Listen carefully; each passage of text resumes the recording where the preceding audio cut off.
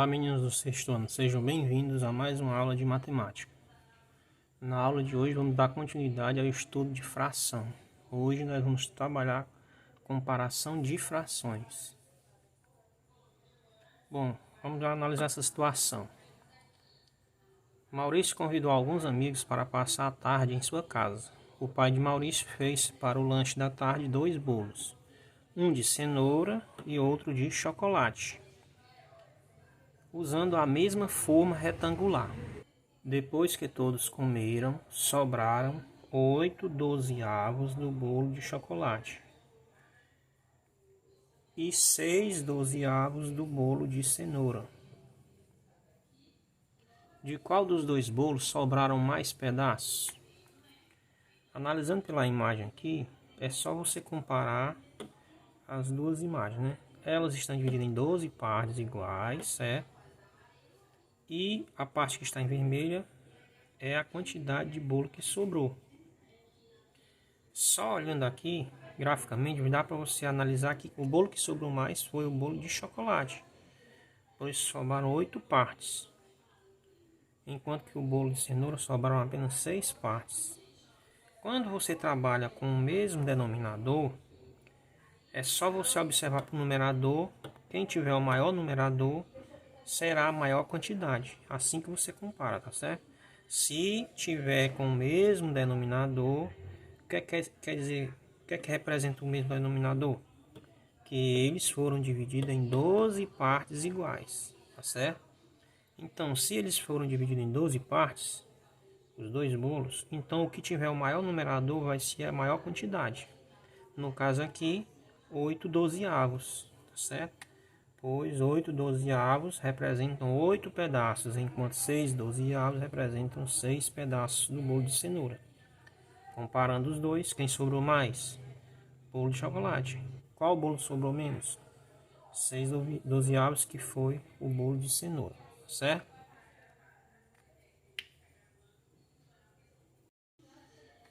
Vamos dar continuidade aqui com a segunda situação.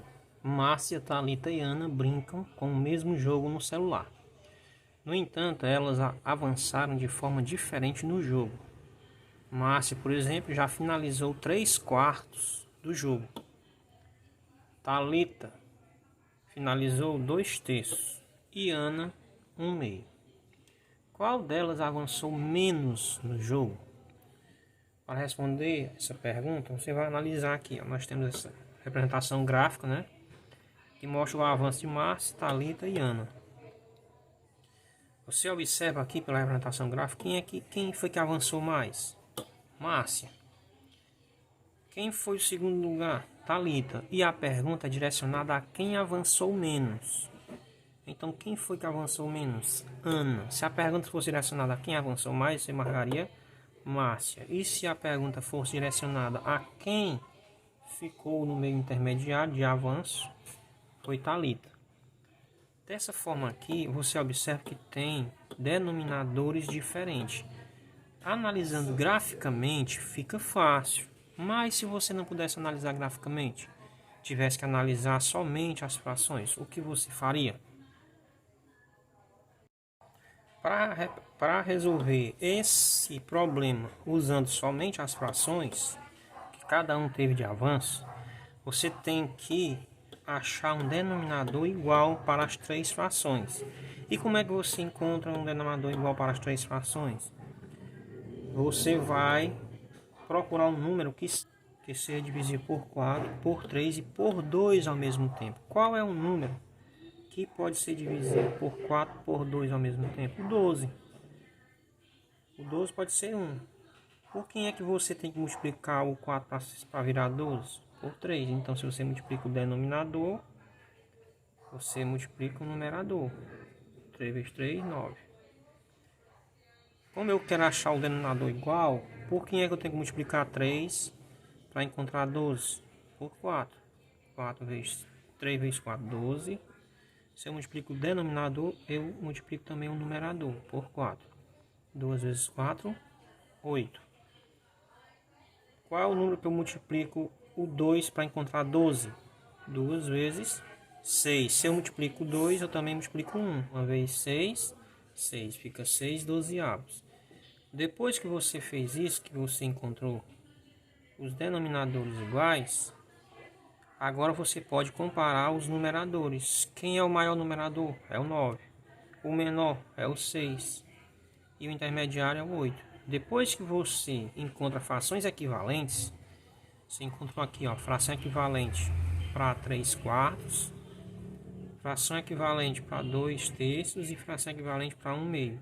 Quando você encontra frações equivalentes que têm como mesmo denominador, agora você pode comparar os numeradores, que o maior vai representar a maior quantidade e o menor a menor quantidade. E esse do meio, o meio intermediário entre os valores.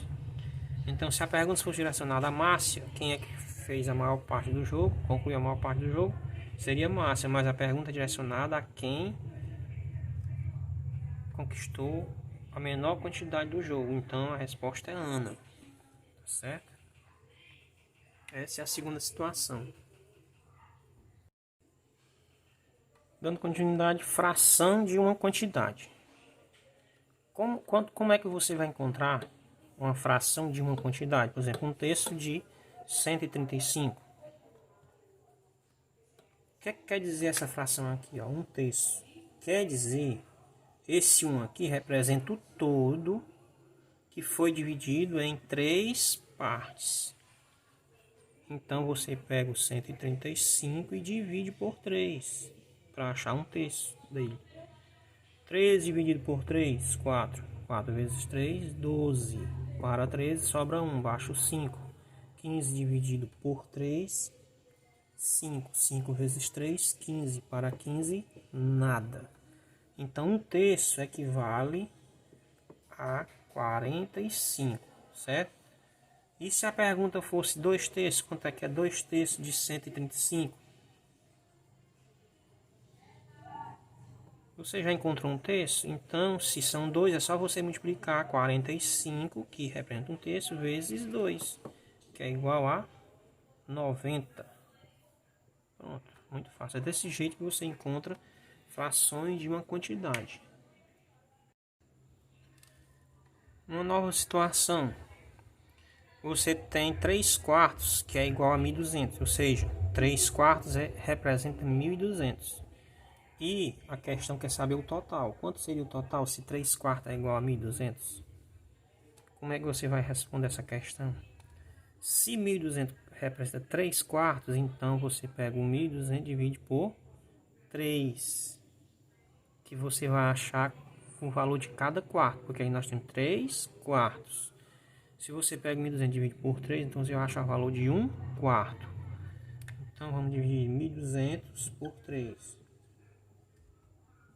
Pois ele está trabalhando 3 quartos, representando 3 quartos. 12 dividido por 3, 4. 4 vezes 3, 12. Para 12 nada, baixo 2 zeros aqui, 400. Então, cada quarto é 400.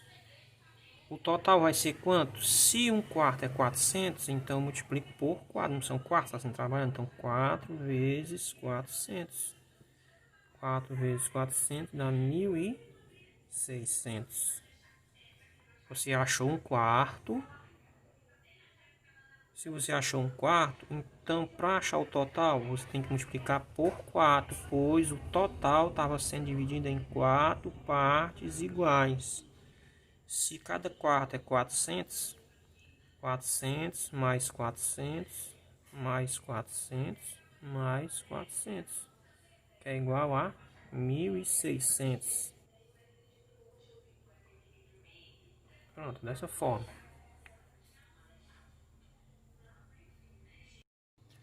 Uma outra situação, você tem um recipiente, 2 líquidos que não se misturam, o líquido A e o líquido B. O líquido A representa 2/7 e o líquido B representa 50 ml. Quanto é a capacidade total desse recipiente? Como é que a gente vai resolver essa questão? Se você tem que o A é 2/7, então quer dizer que você pode usar a fração, a razão de 7, né? Dividir por 7 todo o recipiente para achar o valor total. Se o A representa 2/7, 2 sétimos. Para ter um valor total, falta quanto? O valor total representa quanto? 7 sétimos.